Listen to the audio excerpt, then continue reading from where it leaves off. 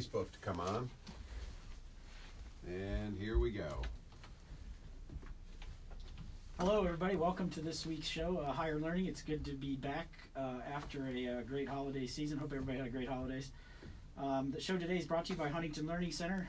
Huntington Learning Center does academic coaching, subject tutoring for those specific subjects that your student might be struggling in, and also does exam prepping those high school students that are going on to college for the pesky SAT and ACT. So for today's show, we have a couple guests, Elina and Terry from Working with Parents, and Mike, we'll turn it over to you. Well, let me tell you why I brought these ladies here, because first of all, we had them on a different show, and they were outstanding. Lots of energy with these ladies. But what I thought was important is when we're doing the show, we're always talking about when kids get to the center, right? The struggle of getting the parents to finally realize, whether it's testing, whether it's just everyday studies, getting them there. But these two ladies actually work with the parents in the home, in the behavioral part. Now, you can both jump in on this. Give a little background on what it is you guys do, what your day-to-day business is. So my name is Terry Manrique, and the company, like you said, is Working with Parents. So I work with families with younger children from 0 to 8 years old. And I work with kids who, are teens as well. But actually, I go into the home. So I'm actually really able to see what's happening, the true picture and the true perspective of what's going on in the homes when it comes to the child's behavior. When it, any kind of behavior, learning behavior, potty training, night training, sleep, anything that has to do with the child's disruption of the home, that's what I do when I go into the homes. And then Elina works with parents who are older, children who have, with parents who have children that are older, from 8 and up, so. Yes, so my name is Elina Greif, and I'm also with Working with Parents, so I work with Terry. So I handle parents whose kids are older, so 8 to 18. And the way I work with parents is I meet them in person, or we do virtual sessions. We do one-on-one, we do groups, depending on what the client needs. But we work with challenges associated with teenagers, preteens, like those kinds of challenges that people are facing. Well, we were talking off the air before we started, we do a whole nother show before we even get going. But Scott and I talk every week about the kids, and the kids we're trying to get to pay attention to the parents about why they need this test prep or just everyday prep. But one of the things we brought up were parents that are doing the homework for kids. Yes. One of the challenges that Scott and I always have is that when a parent comes to the center, any of the three in Central Ohio, they will say, I can't believe that my kid is struggling in this and this and this. And Scott, address this. Has a parent ever said, well, I do their homework, I know it's correct? No, I mean, No. they're never gonna, I guess, admit that, not in an initial conversation. Right, but so when they get to you, it's, I can't believe that they're struggling. Mm-hmm. Ladies, how many parents do you know that are doing the homework of their kids? Well, I've run into several families who do that. And it's not because, the thing is that their intentions are they have well intentions, right? But the thing is, I think most of the thing that comes out is from parents is that they don't want to see their kids struggle, right? That's really, at the end of the day, when parents make these decisions that are not going to benefit the child, it's because they don't want to see their kids falling behind, falling on their faces, failing. So what do?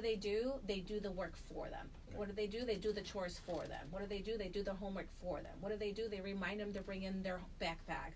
They go and their kids go to school, they submit their homework, and they're like, Mom, I forgot my paper. What do? They take the paper to school for them, right? They don't let them learn, you know what, you forgot it, that's something that you're going to have to deal with. And exactly. And as a result of that, the kids are not learning natural consequences, right? So when they go to school and everything is checked by a parent, and they know that the parent has either done their assignment or helped them or made sure that the assignment is there in the backpack, what happens is they're still not learning, to think for themselves, to own their work, to be independent. So the older they get, and the more often this continues to happen, they're less and less being prepared for the real world, right? Because when they go to college, their mom and dad aren't going to be there helping them with their homework. At least I hope not. My mom would go. Well, would go. At least I hope not. Here's another difference. Before, when we were young, our parents couldn't go on technology to see our grades and to see everything that's happening. Now parents can Right. see everything In that's real happening time. in real time. Right.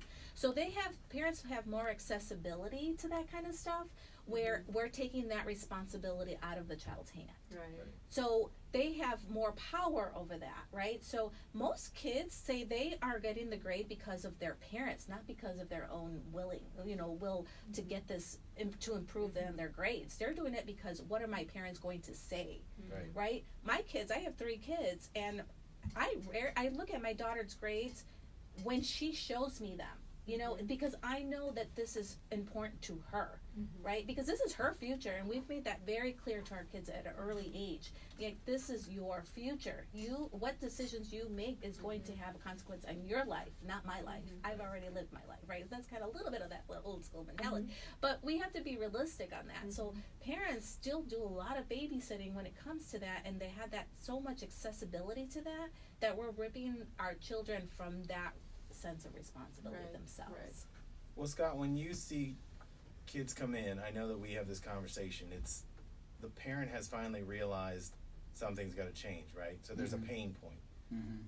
Do you think that the parent is taking more responsibility, or the kid at that point? Well, when we see the kid, we always like to say we're usually not the first solution that they've looked to, and sometimes for them to reach us, something's been going on for maybe even a year or two.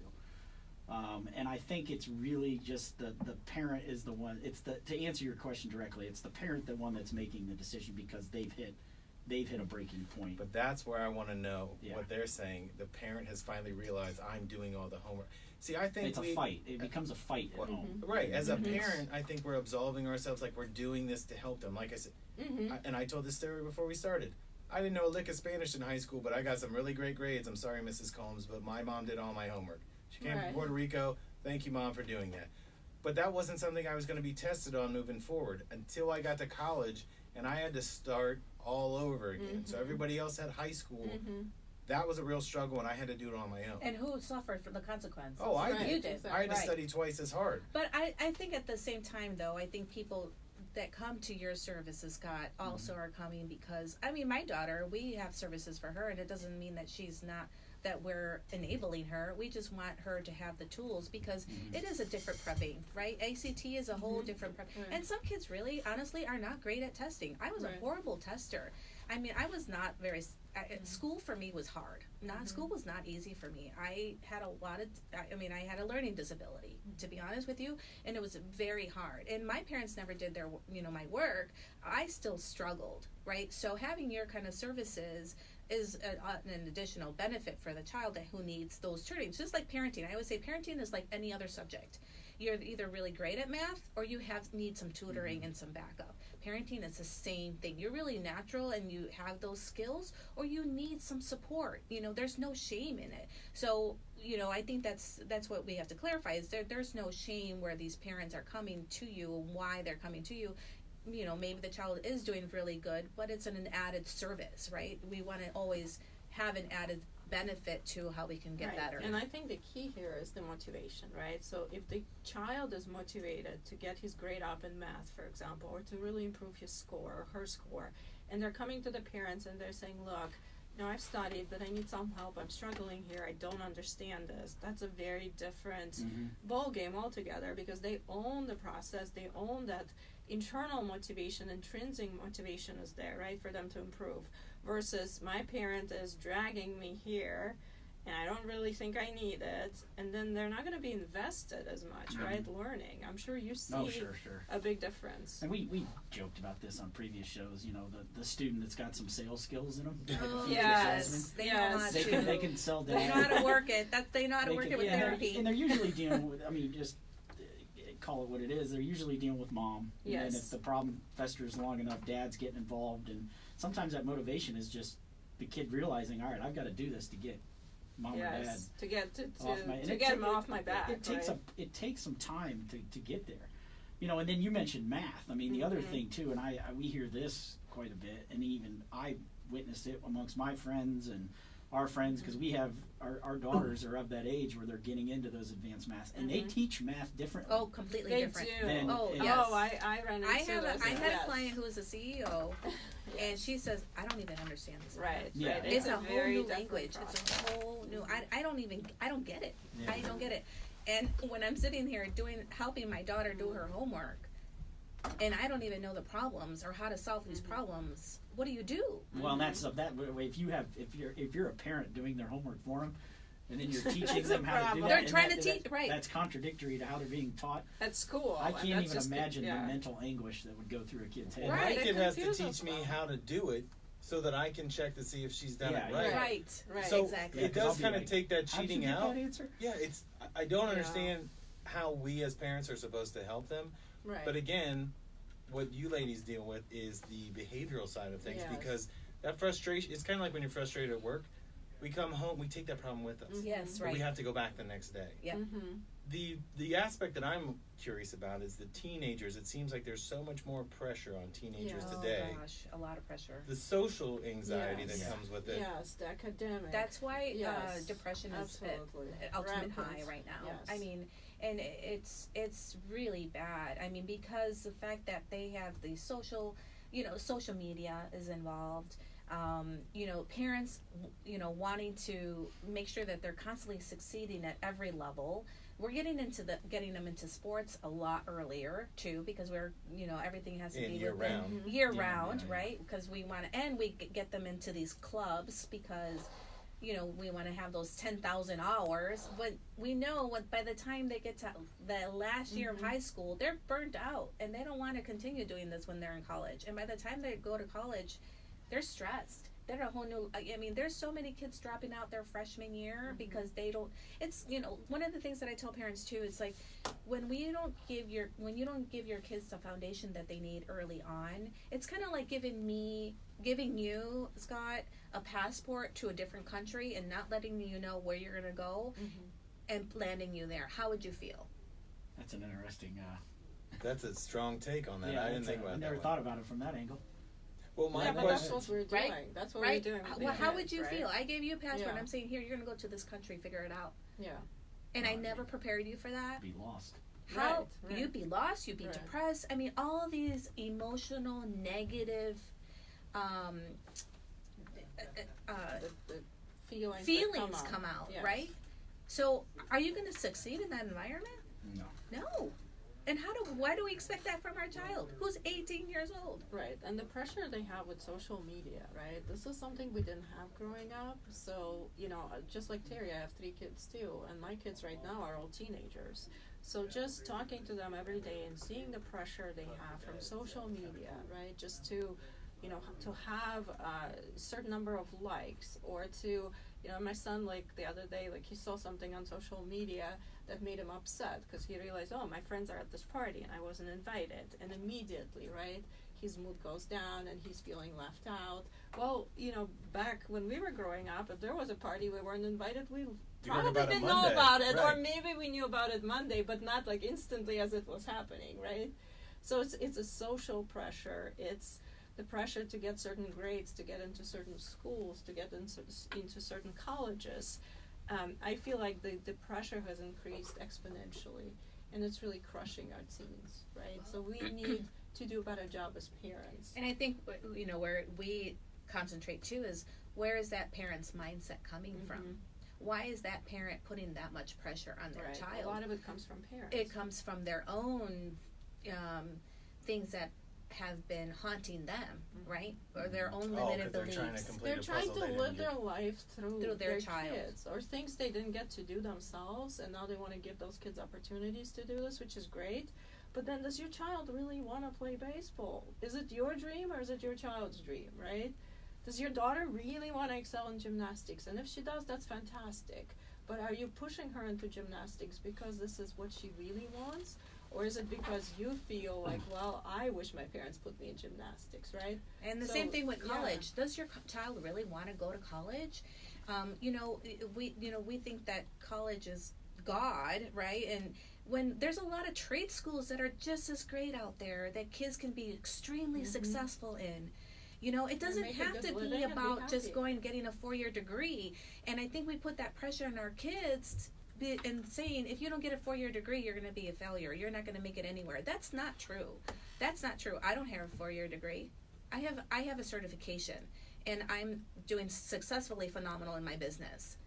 Why? Because we have more of that emotional intelligence. Because if you don't have emotional intelligence either, no matter how great your grades are or how much degrees you have, if you don't have that, you're still going to struggle. So a big part of our business is actually emotion coaching for parents, to teach them how to emotion coach their kids and what does emotional intelligence means, right? So I teach emotional intelligence in the corporate setting, and I've learned that this is one of the most important skill that you can have in the workplace, and I would say any workplace, because without emotional intelligence, you can be the most technically savvy person there is, but if you don't know how to relate and communicate and read body language and really project yourself, and you're not going to succeed, no matter how much technically you might know a certain, subject. So teaching emotional intelligence in the corporate setting, teaching adults, made me realize we have to start earlier. We've got to teach our kids those skills, right? It's not just about math, and it's not just about your ACT score, but, are you resilient in the face of difficulties, in the face of ups and downs of life? Are you going to be able to get up and brush yourself off and keep moving, or are you going to keep, crash and burn? And that's why How do we teach them doing that? that at the early ages, between 0 and 5 years old, is the most crucial time to do that. Because we know that, 85% of your development is done within the first 5 years, right? And I don't think a lot of people realize how important those first 5 years are. It's really setting that foundation for children, how to be resilient, right? How to accept consequences, how to self-soothe, how to self-regulate, how to control your emotions, right? How do you work through all of these, emotional intelligent things that we don't learn early, later on in life. Sometimes it's too late. It's never too late, but it's harder to learn It's much that, harder, right? yes. So if we could teach these skills early on and within those first 5 years, it makes a world of a difference on the parents and on the child. Yeah. Well, it's funny because we had a conversation with a parent just less than 24 hours ago. The son had come to us for exam prep help with the ACT, and they knew going in that not a full ride, but a very sizable amount of money was going to be paid by the University of Alabama for this student scholarship, but they were specific, saying you need this specific score on the ACT, and the student took it in the fall. Yeah. We didn't hear anything, and Dad called last night and said, "Hey, has my son reached out to you?" And we said, "No." And he said, "Interesting." He said, he needed a 28 on the ACT, and he told me, I just found out that he got a 27. But he had lied to me and told me that he got a 28. Oh, wow. And he's like, he goes, it was almost going to go as far as when I got that first tuition bill. Oh, my goodness. See, that's the pressure From right there. Yeah, that's That's exactly what the pressure, That's the and pressure. he's like, he goes, I'm glad I'm figuring this out now, because Right. But the child, the tuition bill was going to be you double know, what I was expecting it to be. But do you have that relationship with your kids where they can come to you and tell you the truth? Yeah. And know that you can handle this, and know that you can come up with a solution together? Or are you parenting, in a way that makes them not want to open up to That's you? a lot of pressure to put on an 18-year-old, 17-year-old. I mean, can you imagine, that's the same kind of pressure that someone is putting on an employee to say, we have to make $10 million by the end of the year. Are we short? You know what I mean? And that's for an adult. Yeah. So can you, that's already a lot of anxiety, a lot of pressure that adult is already having. So we didn't meet our quota. That's a quota. Yeah. It's not any different. That's still a quota. You have to meet this quota. Yeah. And if you don't meet this quota, this is what's going to happen. Well, in that particular case, that dad, he's probably missed his quota from his, Right, saving. exactly. Yeah. Exactly. Right? It's So, just, that's a lot of pressure to so put many, on a child. And, Well, and also then you on wonder. a family. And the because family, the everybody. entire family is affected. Right. But Well- again, it's because you didn't have problem-solving skills. And we didn't Right. talk about this at the same time. Now, did they have that conversation? Son, if you don't make you don't make What that is the plan score, B and what's C? plan B? And Yeah. is it okay that you don't get that? Right. And Well- maybe he doesn't go to that school, right? Maybe Well- there's another plan. Well, just to add, to complete the whole story, so he took it in the fall. He could have taken the December test. He only needs one more point, Yeah. which and all. I mean, he'll It's get doable, yeah. it's It's very doable, doable. yeah. But then Dad goes, well, he didn't take the December test, so when's the next test? February, and that's the Right. last shot he's Right. got. So there's a one now there's last more shot to pressure. avoid the consequence, but again, it's Yeah. not communicating. I think the Yeah. biggest thing that we have in the social media world is we are putting out more information, but we're not really communicating. Yes. And I noticed that more when Scott and I, yesterday we spent like an hour and 20 minutes together. And we probably talked about 20 things under the sun and probably used a lot of words that we shouldn't use on this air. But joking around, that's we were communicating. Yeah. Right. And then we come in and do this. We are communicating at a level that we're making everybody else comfortable. I don't think kids today really know how to engage and problem Correct. solve, because when they're getting to Scott, quite honestly, it's because there's a problem. Well, Right. communication Right. in general is becoming a lost skill, not just for kids but parents too, Right. because they're on their phone We're on the just phone all the just time, as right? much. Yeah. So, I mean, even in relationships, and they're within their own relationship, it's a lost skill, and that's one of the things that Elina and I are doing is a relationship workshop. That's from the Gottman Institute that's in Seattle. So we're bringing that for the first time to Columbus, Ohio, because honestly, technology is starting to kind of really hurt our families when it comes to communication skills. So I think in general, that's something that across the board is slowly becoming a lost skill. Oh, there's no question. I just think about how tough a job it is on both ends. It is. Dealing It with the is. families in the home, but then when Scott gets them again, it's, I've got a problem, please fix it. But it's looked at as all the pressure is now on problem you. is It's on the- not. And it's also like when they come to you, right? It's usually there's a problem with my child. Help fix my child, right? It's not like, let's look at us as a family unit. What can we do differently? How can we improve communication? How can we motivate our child, Yeah. right? Well, to how do can better? you all pull How in the can we same all direction? exactly? Well, Yeah. It's like fix him or her, and that's what I'm paying you for, right? Yeah, and that's- a I lot of mean- pressure on Yeah. you, Yes, right. right? Well, and Regardless of the Well, motivation. Mike and I mean, Mike speaks Mike, Scott speaks Scott, but we're both speaking English. Right. Right. But now you're asking a parent to speak 18-year-old, and Exactly. Yes, it's, right. It's communication. It's a big. It's a lost art Yeah. almost, right? But like I said, when they usually end up with us, they've reached a point where it's like, and there is some pressure involved. Like I'm handing you over My child. My child, Please make sure please- his score please fix him. improves, right? and we don't, and we just deal with it in front of us from the Right. educational standpoint, but we Right. realize that there is so much that what There's you so two much do. more. Well, that's That it's goes on funny within that the you say that house is- because Right. when parents call me too, they call us and they're like, "Fix my child." At the end of our session, they realize, oh, it's all about me. Oh, it's me that had to make the Yeah. changes, and that's why Yes. I named the company Working with Parents, because at the end of the day, I'm working with the parent. It's not about Yeah. the child. It's about working with parents, changing dynamics, changing the way you communicate with your child, building a connection, building a deeper relationship. Like that is why we're so passionate about this work. Because if you don't have it, everything else is gonna suffer. Yeah. Right? And that's the most important thing we're trying to tell our parents. Communicate with your children, learn how to do that.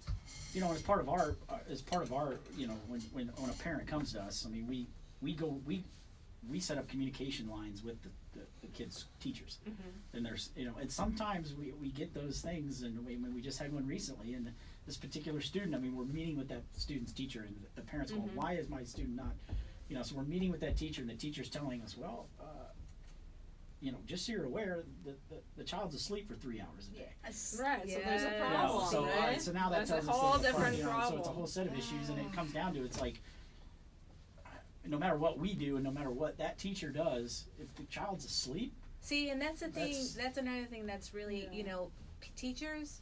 I think being a teacher nowadays is so much harder for these for these teachers to do their profession, their job, because again, we go back to the parents and how parents are kind of having these high expectations, Of not only teachers, of themselves but right? of their kids, right? And of the teachers, and of the too. teachers, right? But it really comes back to bringing things back to the basics, and I think we're forgetting that, and we really have to bring life back to the basics and go back to the basics, and I think we have to start looking at that and what that looks like. Ladies, we could talk to you all day long because I think this is fascinating. Yeah. But we're running out of time for today. how can someone get a hold of you if whether it's a family, a kid, any of that, how can they reach you? Yeah, so they can just reach us, workingwithparents.com. We're on social media. Everything's under Working with Parents, Facebook, Instagram. They can make an appointment. We have an appointment tab right on the website. There's we several try to ways make it for as us. easy as possible for the parents. Yeah, it's just workingwithparents.com is the best way for them to reach us. Awesome. You guys are fantastic. And I Thank told you. Scott this would be a really fun show. And we would get into some areas, and I saw on his face a few times like, oh yeah, that's really important. Scott, if somebody wants to get a hold of you or anybody at Huntington Learning Center, how can they do that? Yeah, just like the lady said, your probably best place is to turn to the internet, huntingtonhelps.com.